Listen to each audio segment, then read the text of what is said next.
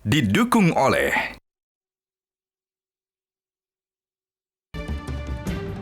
Terima kasih Anda masih bersama kami di Metro Siang. Pemirsa, Komisi Pemberantasan Korupsi memang tengah menarik perhatian publik. Usai salah satu komisioner KPK mengajukan uji materi ke Mahkamah Konstitusi, yang salah satu gugatannya adalah terkait dengan masa jabatan pimpinan KPK. Apa urgensinya dan siapa yang paling diuntungkan? Kita akan ulas selengkapnya dalam polemik perpanjangan masa jabatan pimpinan KPK. Bukan karena prestasi besar berantas korupsi, namun justru terkait keinginan pimpinan KPK untuk memperpanjang masa jabatannya dari semula 4 tahun menjadi 5 tahun, yang membuat lembaga ad hoc anti rasuah ini memang menjadi sorotan publik. Kita lihat di sini ialah Wakil Ketua KPK Nurul Gufron yang melakukan gugatan ke Mahkamah Konstitusi, dan pada tahun atau 2022 akhir ia menggugat 2 pasal yang berbeda, yaitu pasal pertama terkait dengan pasal 29 huruf E UU 19 tahun 2019 tentang persyaratan usia minimal pimpinan KPK 50 tahun. Kemudian pasal yang kedua adalah 34 UU 30 tahun 2002 Jungto UU 19 tahun 2019 tentang masa periode pimpinan KPK yang ditentukan selama 4 tahun saja masa jabatannya.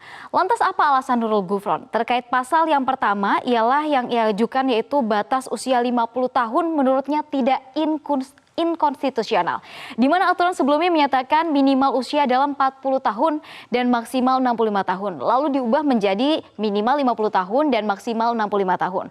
Sebagai catatan, usia Nurul Gufron saat ini 49 tahun dan masa jabatannya akan berakhir di Desember 2023. Jika mengikuti aturan pasal 29 yang tengah diuji di MK, maka Nurul Gufron tak bisa ikut mencalonkan diri sebagai komisioner KPK pada periode mendatang karena belum memenuhi usia minimum, yaitu 50 tahun. Sedangkan untuk alasan judicial review terkait dengan periode pimpinan KPK dari 4 tahun menjadi 5 tahun, kita lihat di sini apa saja alasan yang dikemukakan oleh Nurul Gufron di sini adalah cita hukum pasal 7 UUD 1945, di mana di sana dikatakan masa pemerintahan Indonesia itu perpanjangannya 5 tahun sekali. Itu yang menjadi dasar pertama. Kemudian yang kedua adalah masa jabatan KPK disamakan dengan 12 lembaga negara non-kementerian lain, mulai dari KPU, kemudian juga ada Ombudsman RI dan juga lembaga-lembaga lainnya yang berkaitan dengan non-kementerian dalam hal ini. Lalu yang terakhir adalah tidak sesuai dengan Rencana Pembangunan Nasional UU 25 tahun 2004. Itulah alasan-alasan yang dikemukakan oleh Nurul Gufron. Namun banyak pihak menilai tak ada urgensi perpanjangan masa jabatan pimpinan KPK.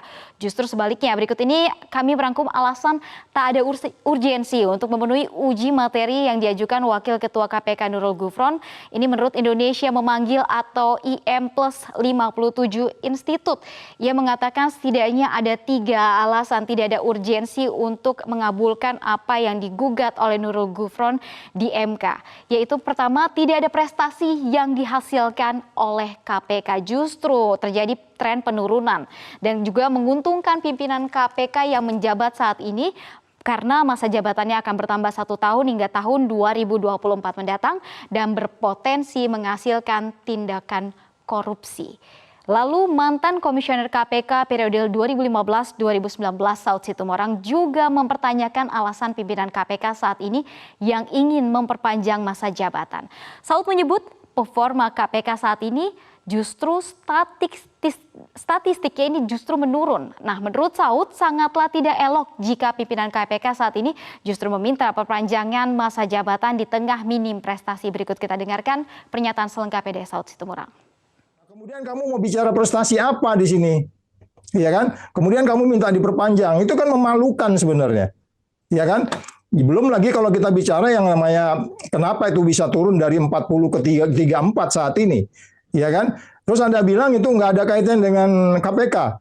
Come on man, 34 itu jatuh, ya jatuh di bawah karena perilaku ya penyelenggara penegak hukum di KPK yang tidak lagi menjadi inspiring pemberantasan dan pencegahan.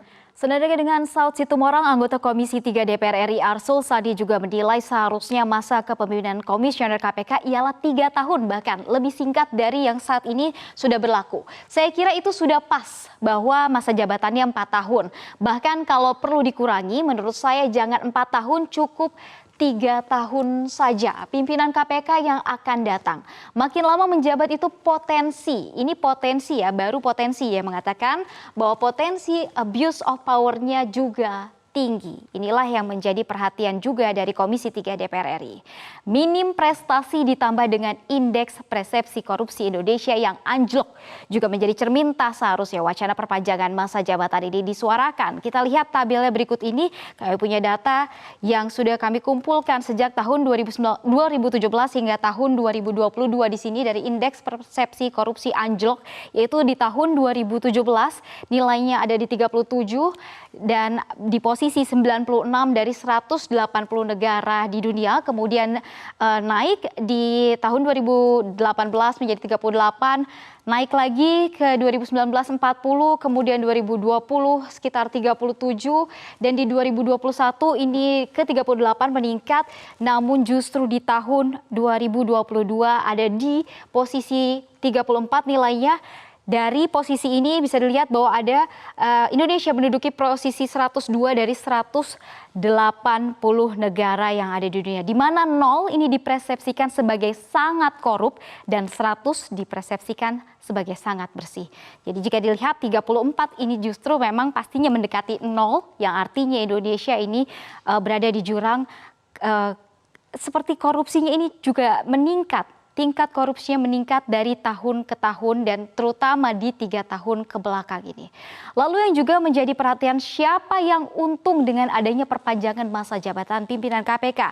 Dua pihak, yaitu yang diuntungkan pertama ialah Komisioner KPK yang menjabat saat ini dan juga bisa digunakan sebagai alat politik jelang pemilu 2024. Inilah hal-hal yang menjadi alasan mengapa untuk masa jabatan pimpinan KPK ini jangan sampai ditambah menjadi 5 tahun, terutama mendekati tahun 2024 karena rawan digunakan sebagai alat politik yang akan menyerang orang-orang tertentu, oknum-oknum tertentu ini akan menyerang partai politik atau justru perseorangan, dan juga ini akan menguntungkan salah satu pihak saja. Lantas apakah permohonan Wakil Ketua KPK Nurul Gufron ini akan dikabulkan MK? Kita patut kawal dan nantikan hasilnya dalam sidang putusan mendatang. Untuk sementara saya kembalikan ke Egan. Baik, terima kasih atas informasinya Livia Ramadhanti. Pemirsa jangan kemana-mana, usai jeda kami akan kembali dengan berbagai informasi penting.